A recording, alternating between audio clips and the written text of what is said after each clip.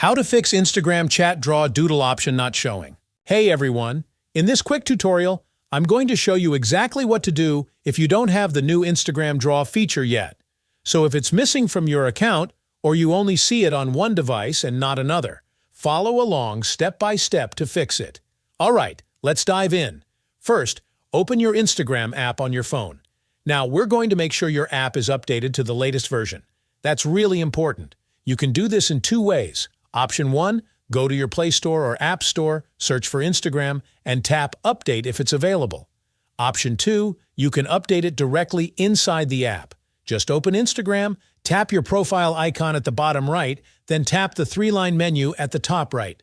Next, go to Settings, then scroll down to How you use Instagram and tap Update Instagram. If you don't see that option, it means your app is already up to date. Now, once your app is updated, let's move on to the next step, enabling early access to new features. To do that, go back into your settings, then scroll down to App and Media and select Early Access to Features. Here you'll see an option called Join Beta Program. Make sure that's turned on. That way, you'll get new features before most users.